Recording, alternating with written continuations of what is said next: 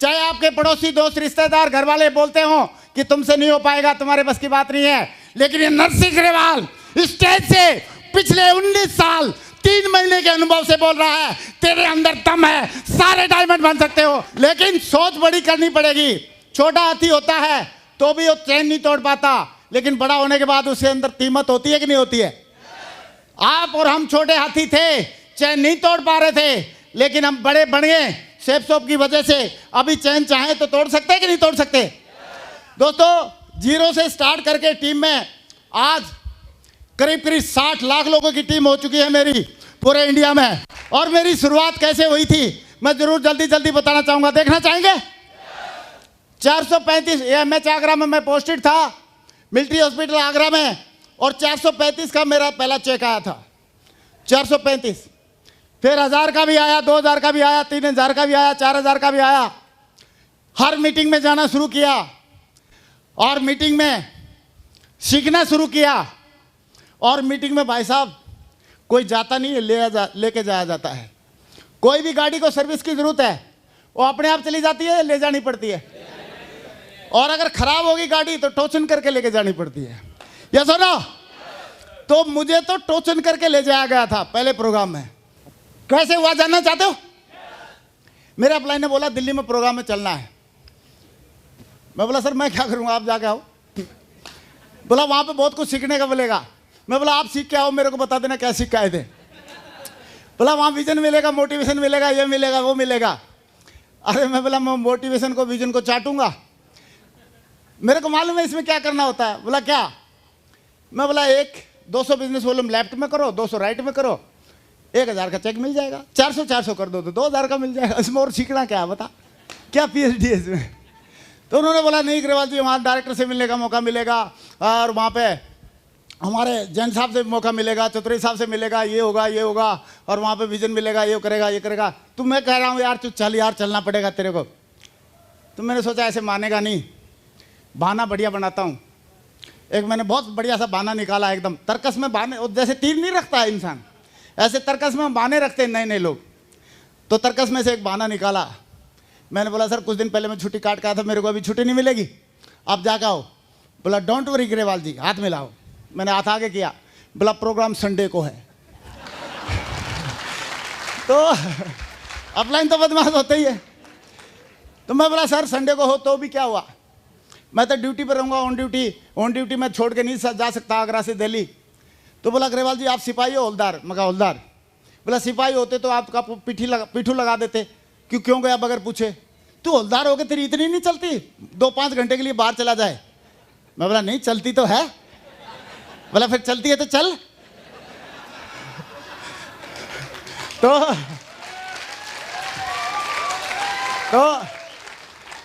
मैं बोला, मैंने फिर ये सोच के हाँ बोल दिया कि यार लोग बारात में भी ज़्यादा प्रेशर करने से चले जाते कि नहीं चलाते थे। तो बाराती की जगह मैंने हाँ बोल दी। मैं चल ठीक है, ये सोच लूँगा बारात में घूम के आ गए थे यार, क्या दिक्कत है। तो बोला ठीक है, कल सवेरे हम 5:45 बजे मिलते हैं रेलवे स्टेशन पे, आगरा कैंट पे। मैं बोला ठीक है सर। तो मैं पहुँच गया टाइम पे, फौजी टाइम पे एकदम। तो जैसे ही मैं पहुँचा सर भी पहुँच गए, और सर मेरे को बोलते हैं, बोला ग्रेवाल जी। मैं बोला हाँ सर। बोला टिकट ले ली? अभी मैं उनके मुँह की तरफ देख रहा हूँ। बाराती कभी टिकट लेता है क्या? बाराती के लिए 2 ही फायदे होते हैं, बोर्डिंग और लॉजिंग फ्री रहती है उनके, आना जाना और खाना। ये सर ना। तो मैं बोला सर टिकट? बोला हाँ ले आ यार, मेरी भी ले आ, तेरी भी ले आ, मैं कर लूँगा, मैं बाइक खड़ी करके आता हूँ। मैं बोला पैसे तो ये दे ही देगा, ठीक है। मैं ले आया, उधर से वो बाइक खड़ी करके हम जाकर ट्रेन में बैठे। जैसे ही ट्रेन चलने वाली थी उसी टाइम पे हम पहुँच गए। और जैसे बैठे थोड़ी देर में ट्रेन चलने लगी। जैसे ही ट्रेन चली मैंने टिकट निकाला और इस उम्मीद से उनको तरफ टिकट दिया कि सर ये पकड़ो टिकट, बाकी आप समझते ही हो। तो उन्होंने देखी टिकट को, बोला 120 रुपये की है। उसने आपने 60 रुपये निकाले, बोला ये पकड़ मेरे 60 तेरे हो गए। मैं बोला यार ये बड़ा बेकार आदमी है, सवेरे सवेरे 60 का लगा दिया थूक है। 60 रुपये में हम पूरा महीना खर्चा चलाते, फौजी आदमी, सब कुछ फ्री का मिलता है, बिजली फ्री, पानी फ्री, खाना फ्री, चाय फ्री, ब्रेकफास्ट फ्री, नाश्ता फ्री, सब फ्री। सिर्फ बीवी घर से लेके जानी पड़ती है, बाकी सब फ्री रहता है वहाँ पर। अब पता ही है सबको, क्या इसमें नॉलेज में कोई नहीं, जनरल नॉलेज थोड़ी है। तो वहाँ पे मैं बोला अच्छा बेकार आदमी है। फिर एक तो बात तो मेरे मन में ये आई, मैं बोला यार ये यूपी का है, और मैंने सुना था कि यूपी के लोग थोड़े से टेढ़े होते हैं, हाँ? लेकिन सचमुच में देख आज रहा हूँ, देखो सवेरे सवेरे थूक लगा दिया। लेकिन आजकल मैं यूपी वालों की बहुत रिस्पेक्ट करता हूँ। पूछो क्यों? पूछो क्यों? क्योंकि भगवान राम भी यूपी से थे, भगवान कृष्ण भी यूपी से थे, तो उनकी रिस्पेक्ट करना बनता है कि नहीं बनता है? यस और नो? यूपी वालों को और कहानी सुना दो एक, हाँ? टाइम है? अच्छा, दो फौजी थे, उड़ीसा से चली ट्रेन, वो बंगाल होते हुए बिहार होते हुए उसको दिल्ली आना था। बीच में यूपी तो आएगी। तो जैसे ही ट्रेन चली तो दोनों ने दारू दूरू पी ली, अपनी लगा ली खोल के, और फौजी डब्बा था, बंद था, बाकी कोई था नहीं, पर्दे वर्दे सब बंद। और बोलने लगा पहले वाला, बोला सुने भाई अभी बंगाल आ गया है। तो बोला यार तेरे को कैसे पता चला? अंदर अंदर ही कुछ घंटे चली थी ट्रेन। बोला मच्छी की चावल की खुशबू आ रही है, बाहर बेशक देख ले। वो देख के आया, सचमुच में बंगाल आ गया। फिर कुछ घंटे ट्रेन चली, 5-7 घंटे, तो फिर वो पैक बंदे ने और लगा दिए 2-4 पैक। बोलता बोला भाई पक्का बिहार आ गया है। बोला तेरे को कैसे पता चला? बोला सत्तू की लिट्टी चोखा की खुशबू आ रही है। तो गया, सचमुच में वो मिला। तो फिर कुछ घंटे ट्रेन और चली, और उसने बोला भाई लग रहा यूपी आ गई है। बोला क्या तेरे को कैसे पता चला अंदर बैठे बैठे? बोला भाई 2 मिनट पहले हाथ में घड़ी थी, अभी है ही नहीं। तो ये मेरा प्रैक्टिकल अनुभव भी था। आगरा एमएच से मैंने घड़ी बांधी, और एचएमटी की लाल गोल्डन कलर की घड़ी थी। उस दिन मैंने टी शर्ट पहन के और जनरल डब्बे में घुसने लगा। तो जनरल डब्बे में भाई साहब मैं तो घुस गया, लेकिन घड़ी नहीं घुस पाई। कोई बात नहीं। तो मैं उन दुखों को याद कर रहा था यूपी के बारे में, सही है। तो धीरे धीरे वो आ गई, मतलब निजामुद्दीन आ गया, कुछ बातचीत करते रहे, थोड़ा मैं दुख को भूल गया, 60 रुपए के दुख को। तो जैसे ही निजामुद्दीन पहुंचने वाले थे तो सर ने मेरे को बोला ग्रेवाल जी। मैं बोला यार ये जब भी ग्रेवाल जी बोलता है ना कुछ न कुछ गड़बड़ करता है, तो मैं तो बोला ही नहीं। तो उन्होंने हाथ लगा, बोला अरे ग्रेवाल जी कहाँ गुम हो गए? मैं कहीं नहीं सर, यही हूँ, बताओ। बोला ये बताओ अपन रेलवे स्टेशन से वेन्यू पे जाना है, कैसे चलेंगे? अरे मैं पूछ क्यों रहा है, डीटीसी बस से चलेंगे। बोला नहीं यार कार से चलते हैं। तो मैंने सोचा यार अगर मैं बोलूंगा ना बस से चलेंगे तो ये बस के भी 5 रुपए मेरे से दिलवाएगा। उस टाइम 5 रुपए लगते थे। तो मैंने सोचा अगर कार से चलेंगे तो कार के दिए देगा ही। मैंने मतलब नौकरी वाले की बुद्धि लगाई, एम्प्लॉयमेंटलिटी। मैंने बोला अपन तो फ्री के आइटम है, फ्री का सब चाहिए। तो मैंने बोला सर ठीक है कार में चलेंगे, और कार के पैसे मैंने सोचा यही देंगे। तो उन्होंने कार बुलाई, हम नीचे उतरे, कार बुलाई, कार में बैठे चले गए, वेन्यू पर पहुंच गए। जैसे वेन्यू पर पहुंचे तो पता नहीं ड्राइवर के कान में क्या बोला उन्होंने, और बोला ये पकड़ो मेरे 100 रुपये। बोला 100 रुपये ग्रेवाल जी से ले लो। अभी मैं उनकी तरफ देखूं, कभी कार के ड्राइवर की तरफ देखूं। बोला क्या बात हुई ग्रेवाल जी, हो 100 रुपये है नहीं क्या? मैं कहा है तो, लेकिन इस काम के लिए थोड़ी है भाई, अलग अलग काम के अलग अलग पैसे होते कि नहीं होते? तो बोला है तो दे दो। और वो कार वाला भी जल्दी करने लगा, बोला भाई साहब दूसरी बुकिंग मिल जाएगी, मेरे को निकलने दो। तो मैंने उसको तो पकड़ा दिए, और एक बात मन में ठान ली कि आज तो फंस गया हूँ इसके, आज के बाद इसकी एक भी बात नहीं मानूंगा। और मैं बोला चलो सर अभी क्या दिखाना दिखा दो। सवेरे से 160 रुपये तो खर्च करवा दिए फालतू में। मेरे को तो आना ही नहीं था मीटिंग में, जबरदस्ती पकड़ के ला रहा। तो जैसे चलने लगे तो साइड में हरे राम हरे कृष्ण मंदिर था। तो उनको देख के मेरे को बोलने लगे ग्रेवाल जी। मैं तो बोला ही नहीं। फिर बोला ग्रेवाल जी। मैं बोला अभी बोलूंगा ही नहीं, इसको जब भी बोलता हूं ना। तो बोला कंधे पे हाथ रखा, बोला सुन यार। मैं बोला हाँ सर। बोला सवेरे ब्रेकफास्ट तो किया नहीं होगा। मैं बोला सुनो सर, चाहे किया हो चाहे नहीं किया हो, फास्टिंग भी तो कोई चीज होती है, एक आध दिन भूखा भी रहना चाहिए पेट का। बोला यार ये मंदिर में प्रसाद ले लेते हैं। तो मैं बोला इसका मंदिर का प्रसाद भी पता नहीं कितने में पड़ेगा, भगवान जाने। मैं बोला आप पहले लेके दिखाओ। तो गए, उन्होंने प्रसाद लिया। जैसे उन्होंने प्रसाद लिया तो खा के आ गए। तो मेरे को पता लगा ये तो फ्री में है। तो जैसे ही पता लगा फ्री में है तो अपन नौकरी वाले बंदे, फिर तो अपने को भी जोश आ गया है। और मैं भी लग गया, 2-3 बार मैं लाइन लगा के अपना पेट पूजा करके मैं बोला चल अभी चलो, क्योंकि पहली बार सवेरे से लेके फ्री में अभी एक आइटम मिला किसी। मैं बोला अभी चलो सर क्या दिखाना दिखाओ। तो हॉल में लेके गए। हॉल में चारों तरफ से लोग खड़े हुए, खचाखच भरा हुआ। जैसे तैसे करके हम साइड में खड़े हो गए और 2-3 बंदे सूसू के लिए गए तो उधर उनकी सीट पे घुस गए बाद में। सही है। तो उसके बाद मैं देखने लगा तो वहाँ पे हॉल में एक ही बात चल रही थी। सामने स्टेज से कई लोग बोल रहे थे, मैं जैसे आपसे पूछ रहा हूँ, are you excited, are you excited, are you excited, और लोग बोल रहे थे यस। वहाँ से स्टेज से बोल रहे थे आर यू एक्साइटेड, लोग बोल रहे थे यस। मैं बोला यार ऐसे हमारी फौज में तो होता नहीं कि बॉस बोले आर यू एक्साइटेड, हम बोले यस। मैं बोला कोई ना कोई तो ऐसी बात है जो सीखनी चाहिए यहाँ से, और मैं सीखने के लिए ध्यान से पेन और डायरी लेके बैठ गया। उसी टाइम पे एक बंदा आया स्टेज पे, उसने बोला I am mister B Singh from Indian air force. बोला इंडियन एयरफोर्स से हूँ, मेरा नाम बी सिंह है, और बोला यहाँ पे मेरी टीम हो चुकी है 250 की और मैंने 1.25 लाख रुपए यहाँ से कमाए हैं और इस बिजनेस को सीख के किया जा सकता है। मैंने बोला वाह यार, 250 की टीम और 1.25 लाख कमा ली इसने और इसको सीख के किया जा सकता है, बहुत बढ़िया। मैं रिलेट किया उससे क्योंकि मैं भी आर्मी मेडिकल कोर में था। और उसके बाद फिर एक बंदा और आया, उसने बोला मेरी 800 की टीम है, मैंने 4 लाख रुपए कमा लिए और इस बिजनेस को सीख के किया जा सकता है। मैं बोला वाह यार, 4 लाख भी कमा सकता है यहाँ से 1-1.5 साल में, और 4 लाख तो फौजी को 20 साल नौकरी करने के बाद मिलते थे, मेरे को 4 लाख तो मिले थे 20 साल नौकरी के बाद, 19 साल के बाद। और फिर एक बंदा और आया, उसने बोला मेरी 6400 की टीम है और मैंने यहाँ से 32 लाख रुपए कमाए हैं, इस काम को सीख के किया जा सकता है। और बोला अगले 1 साल के अंदर इस बिजनेस से मैं 1 करोड़पति बनकर दिखाऊंगा। और उसी टाइम पे मेरी 72,000 नाड़ियां और सारे रोंगटे खड़े हो गए। मैं बोला ग्रेवाल, अगर इस काम को सीख के किया जा सकता है और अगर करोड़पति बना जा सकता है तो ग्रेवाल या ताली बजाने के लिए नहीं आया। बैठिए बैठिए, शाबाश, थैंक यू। और दोस्तों मैं बिल्कुल एक्साइटेड हो गया और जैसे मीटिंग खत्म हुई मैं सर के पास पहुंचा और सबसे पहले मैंने बोला sir thank you very much.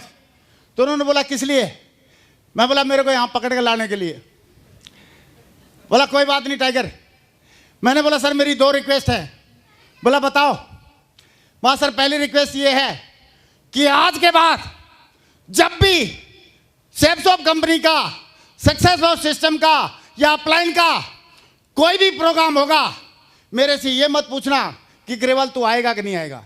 मेरा नाम तो अगले, जब तक ये ग्रेवाल जिंदा है तब तक अगले सारे सालों के लिए परमानेंट लिख ले, कोई आए या नहीं आए ग्रेवाल पक्का आएगा, ग्रेवाल पक्का आएगा। यस और नो, यस और नो। और दूसरी बात मैंने बोला सर यहां मैं आने से मेरे अंतर चक्षु खुल गए हैं, अंतरात्मा जगी है। अगर मेरी अंतरात्मा यहां जगी है, अगर मुझे यहां पे टीएबी लगा है तो छोड़ूंगा मैं भी नहीं किसी को, अपने टीम वालों को पकड़ पकड़ के लाऊंगा, पकड़ पकड़ के लेके आऊंगा। यस और नो। और दोस्तों उस दिन का दिन है और आज का दिन है। आज तक ग्रेवाल ने 19 साल और 5 महीने हो गए हैं, कभी ऐसा कोई प्रोग्राम नहीं है जो सेफ्सॉफ्ट का हो, ट्रिपल एस का हो, अपलाइन द्वारा प्रायोजित हो और उसमें ग्रेवाल नहीं गया हो। हर प्रोग्राम में गया है, हर प्रोग्राम में गया आज तक। और दोस्तों लगातार जाने लगे और लगातार जाने का रिजल्ट ये आया, पहले हम सीखने के लिए जाते थे और आजकल हम अपने अनुभव बताने के लिए भी जाते हैं।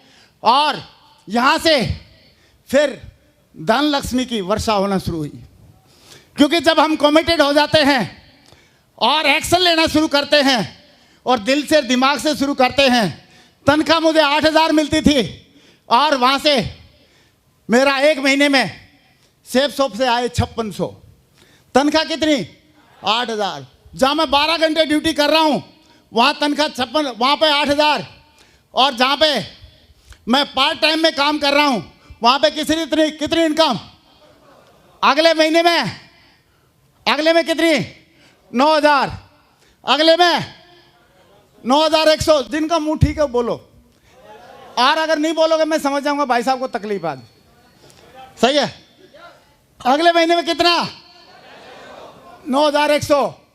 और हर बार प्लान में गए, हर बार ट्रेनिंग में गए। प्लान में क्यों जाता था? क्योंकि प्लान में बैनर लगाना, प्रोजेक्टर लगाना मेरा ही काम था। 8 महीने साइकिल पे ढोया प्रोजेक्टर और सारे बैनर। सही है। कभी कभी हमारे साथ में रहते थे अर्जुन साहब, उनको पकड़ के लेके जाता था। मैं बोला ओए तंबी, कुछ तू पकड़ कुछ मैं पकड़ूंगा, चल साथ में। सही है। तो उनको पकड़ के लेके जाते थे और साथ में काम किया। अगले महीने में कितने? 32,000 अगले में 40,000। ये सुनो, और ऐसा नहीं है विरोध नहीं आया, विरोध भी आया। घर वालों ने भी मजे लिए और नए प्रोस्पेक्ट ने भी मजे लिए और रिश्तेदारों ने भी मजे लिए और साथियों ने भी मजे लिए। साथियों ने क्या मजे लिए बताऊं? जैसे मेरे चेक लगातार आने लगे हर हफ्ते में 2-4 हज़ार के, 5 हज़ार के, सब हल्ला मचाने लगे यूनिट में। अरे बोला ग्रेवाल पता नहीं क्या करता है, उसका चेक आ गया, चेक आ गया। उसको चेक को ऐसे उठा उठा घूम रहे। मैंने अपलाइन को फ़ोन किया, मैं बोला सर ये क्या नाटक है, ये लोग तो बड़े दुखी हो रहे हैं। क्योंकि साथियों की एक खासियत होती है, अगर मान लो कॉलेज में 6 साथी साथ में पढ़ रहे हैं, उन 6 में से अगर एक कोई फेल हो जाए तो थोड़ा दुख होता है, यस और नो? लेकिन अगर 6 में से कोई कॉलेज या यूनिवर्सिटी में टॉप कर जाए तो साला बहुत दुख होता है। कसम से ऐसा दिल करता है इसको पीट डालो, यस और नो? यस और नो? तो दोस्त कोई आगे बढ़ना नहीं देखना चाहता, आपको चाहता क्या? तो अपने दोस्तों ने नाटक किया तो मैंने अपलाइन को फ़ोन लगाया। मैं बोला सर दोस्त लोग सारे नाटक कर रहे हैं साथी। बोला don't worry Grewal ji, upline ने तो अपलाइन के पास सारी चीज़ का सोल्यूशन होता है।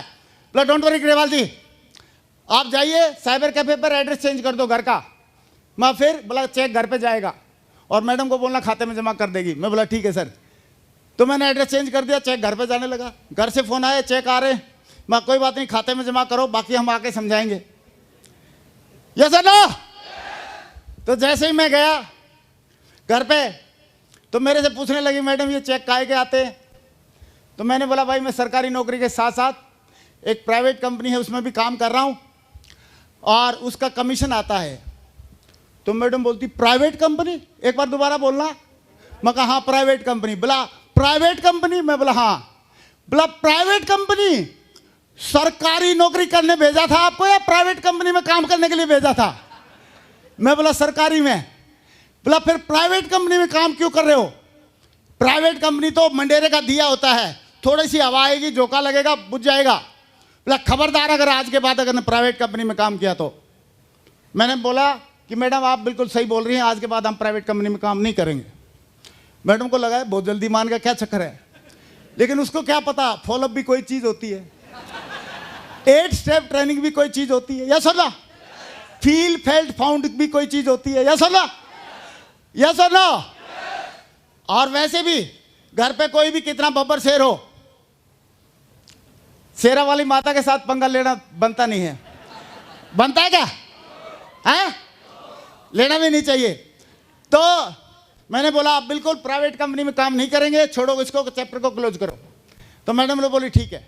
तो 3 दिन के लिए गया था, अगले दिन निकल गया। लास्ट वाले जिस दिन मैं आ रहा था, मैंने बोला मैडम एक बार वो जो फौज की तनख्वाह आती है वो कापी लेके आना। ले आई। मैंने बोला वो भी ले आ जिसमें सेफ शॉप की तनख्वाह आती है, वो भी ले आई। मैं बोला बताओ पिछले 3 महीने से सेफ शॉप फौज वाली तनख्वाह, फौज वाली कॉपी में कितने कितने पैसे आए? तो उन्होंने बोला मई में 6,000 आए जी, क्योंकि 8,000 तनख्वाह थी, सब कट के TDS फंड वंड कट के उतना मिलता था 6,000। जून में भी 6,000 आई, जुलाई में भी 6,000 आई। मैं बोला वेरी गुड थैंक यू। मैं बोला अभी बताओ सेफ शॉप वाली में कितनी आई? बोला सेफ शॉप वाली में तो हर हफ्ते आते हैं। मैं कोई बात नहीं जोड़ ले उसको महीने महीने में। तो महीने महीने में जोड़ा उसने। तो जोड़ने के बाद बोलती है मई में तो 14,000 हैं जी, और जून में 18 हैं, और जुलाई में 23.5। मैं बोला इस कॉपी को फाड़ के फेंक दे, आगे से इसमें 18 भी नहीं आएगी।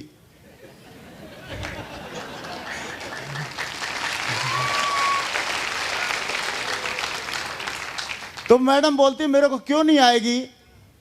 मैं कहा मैं इसमें काम ही नहीं करूंगा, साली में प्राइवेट कंपनी है।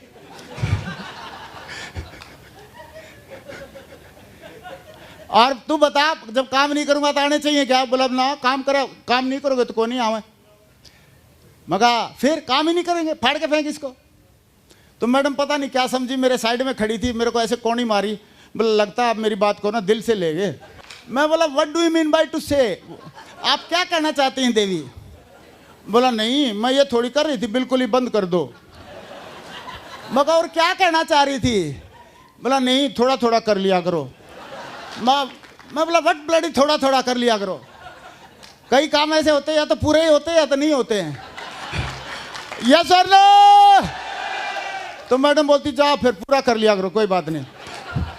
तो परमिशन मिल गई, ऐसा ना परमिशन मिल गई मैडम की। फिर अपन पूरा करने लगे धूम धड़ाके से। जो भी ड्यूटी से उतरे, ड्रेस पहनी और लिए दीवानों की तरह साइकिल और चल पड़े आगरा की नगरी में प्लान दिखाने के लिए। प्लान फोल्डर और अपलाइन के चेक की फोटोकॉपी लेके, ऐसा ना।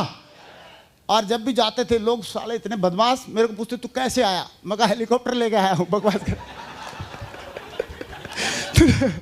तूने देखी नहीं है पुरानी साइकिल खड़ी है? क्यों मजे ले रहा है? मैं बोला यार पुरानी साइकिल खड़ी दिख नहीं रही तेरे को, इसकी चैन ज्यादा नहीं उतरती है, 2-3 दिन में एक बार उतरती है।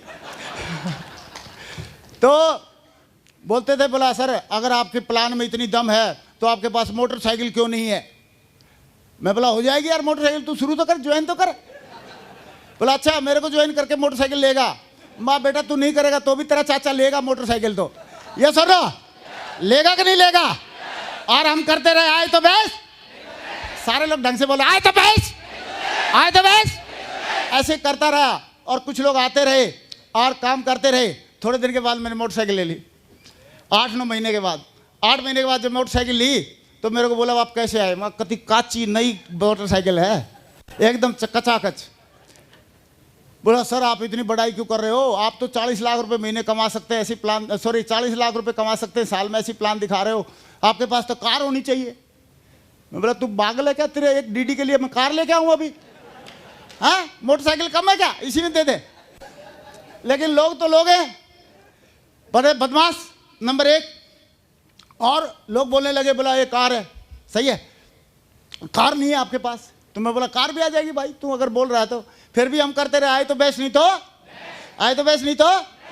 और मैं फिर इस बिजनेस में आने के बाद मैंने कार भी ले ली। कार भी कौन सी ली? पहली फॉर्च्यूनर गाड़ी ली, एकदम सांड के माफिक चलती है। फॉर्च्यूनर ली, डायमंड भी बन गया मैं। और फॉर्च्यूनर लेके एक दिन में गया एक बंदे के पास फॉलोअप करने के लिए। तो बंदे ने देखा, बोला साहब आपकी प्लान बहुत बढ़िया, प्रोडक्ट बहुत बढ़िया, सिस्टम बढ़िया, कंपनी बढ़िया, सारी चीज़ें बढ़िया, लेकिन हम नहीं कर पाएंगे। माँ क्यों, क्या हो गया? बोला आपके पास तो इतनी बड़ी कार है, आपके साथ तो कोई भी कर लेगा, हमारे पास तो है ही नहीं, हम कैसे कर पाएंगे? मैं बोला बड़े आराम खो रहे हैं यार दुनिया वाले। यस सर नो, ये दुनिया वाले बहुत बदमाश हैं।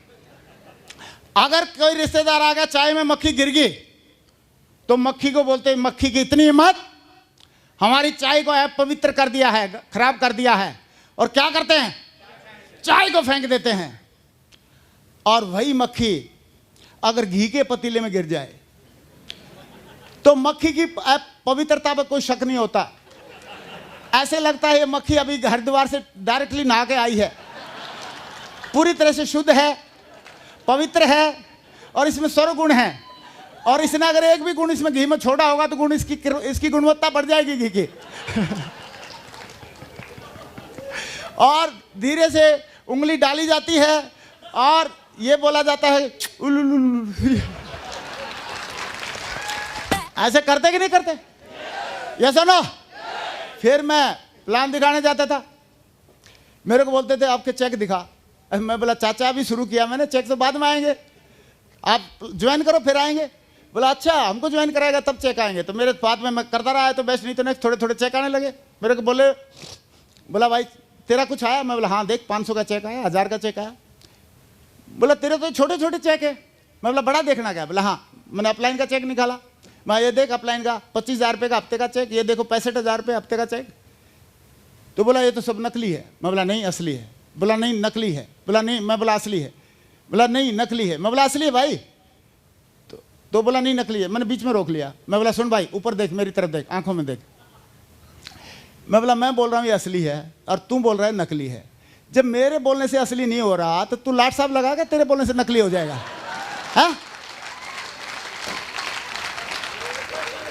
भाई कॉन्फिडेंस भी तो कोई चीज होती है, यस और नो? बोला नहीं सब ऐसे ही बोलते हैं। मैं बोला बोलते नहीं है, तेरे को पता करना है असली नकली? बोला हाँ। मैं चल दिल्ली कंपनी में, या अपलाइन है मेरा जबलपुर, क्योंकि यहाँ मेरे को अकेले कोई छोड़ रखा है, यहाँ पे जो भी करना है मैं अकेला ही निपटना है। बोला चल जबलपुर चलना, वहाँ चल, दिल्ली चलना, दिल्ली चल। अगर ये नकली हुआ तो आने जाने का किराया भाड़ा मैं दूंगा, और अगर असली हुआ तो तू दे देना। बोला नहीं मैं क्यों चलूँ माँ? नहीं तो बोल असली है, बोल बोल असली। बस कॉन्फिडेंस भी तो कोई चीज होती है, एक हमारा टाइगर था, उसके पास एक ही जोड़ी पैंट शर्ट, और प्लान में चला गया। प्लान में जाना था, संडे का दिन था, प्रेस कर रहा था।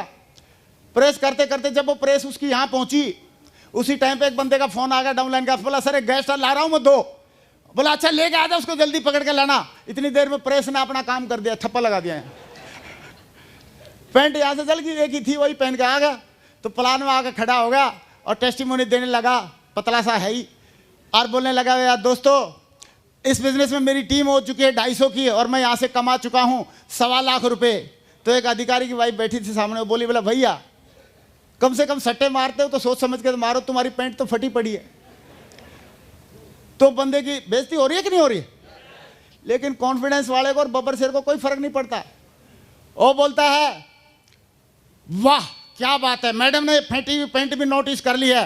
पहले तो बोला मैडम की तगड़ी ऑब्जर्वेशन के लिए और हमारी फटी हुई पैंट को देखने के लिए मैं चाहता हूं एक जोरदार तालियां हो जाए मैडम के लिए, जोरदार तालियां। बोला मैं वही तो बताने आया हूं स्टेज पे कि जब एक फटी पैंट वाला बंदा 250 की टीम बना सकता है, 1.25 लाख रुपए कमा सकता है, तो जिसकी पैंट नहीं फटी है वो कितना बड़ा काम कर सकता है यार। यस और नो? यस और नो? एक हमारा बंदा गया अंडर मैट्रिक प्लान दिखाने, और डबल जिसके पास डॉक्टर की डिग्री थी उसको प्लान दिखा रहा, और उसको बोलने लगा बोला सर हमारी कंपनी ISO सर्टिफाइड है। बोला ठीक है। बोला हमारी कंपनी को IDSA से IRDA से भी वो है एफिलिएटेड है। तो पूछने लगा वो IRDA क्या होता है? सही है, IRDA क्या होता है? तो बोलने लगा बोला हो साहब मैं तो अंडर मैट्रिक हूँ, अपनों ज्ञान तो ऐसा ही है, लेकिन एक बात बता आप तो डबल PhD है, आपको भी को नहीं पता। वो बोलता नहीं नहीं ये बता आगे बता। बोला नहीं नहीं मैं ये पूछ रहा हूं आपको भी नहीं पता होगा।